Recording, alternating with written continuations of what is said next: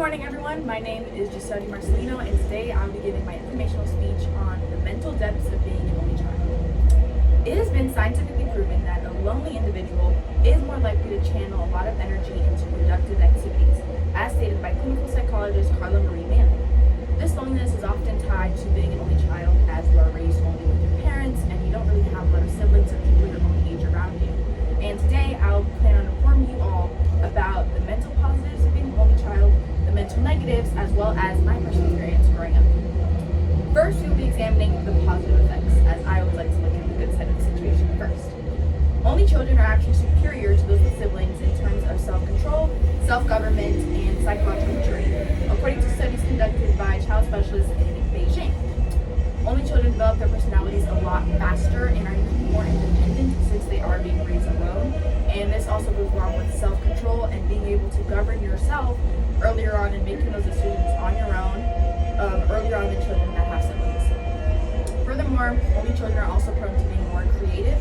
There's more gray matter in the parietal lobe the younger you are, and so that gray matter is able to develop more and more as you grow up independently and you're raised alone with adults only. And all of this was stated in the scientific journal Brain Imaging and Behavior. Next, I will be discussing with you all the negatives of growing up as an only child. According to the preventive medical reports, being an only child is a risk factor for risky behavior. This includes asthma as well as alcohol abuse. So yes, only children are more likely to be alcoholics, but this is because the biological mechanisms are at fault for asthma diagnosis, and being exposed to only adults is also a risk factor because if you are a kid, you are more likely to copy those that you see, the actions that you see those that are above you. So if you're constantly around adults that are clearly drinking, then you're more likely to develop those habits as well.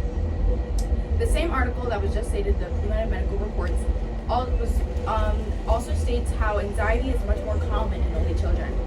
Since they're more exposed to familial tension because they don't have a sibling to distract themselves, it can be psychologically damaging in terms of stress levels, anxious, all those things. Finally, I will explain to you all my own personal experience.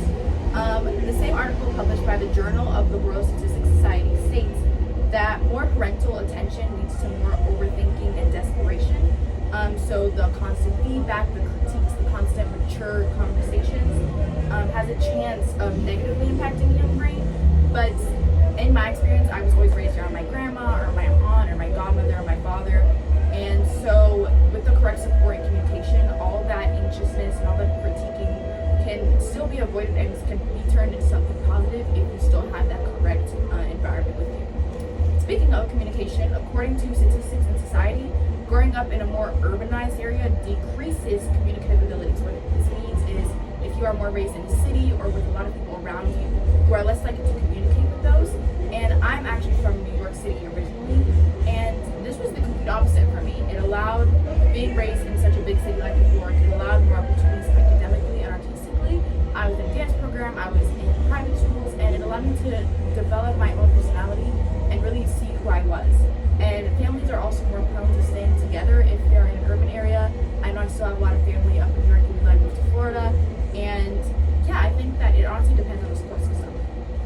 In conclusion, being an only child has both positive and negative effects mentally, whether that is a tad more anxiety or an immense amount of creativity or overthinking or a risk of alcohol abuse. There's always mental effects to every experience. And remember that although your circle may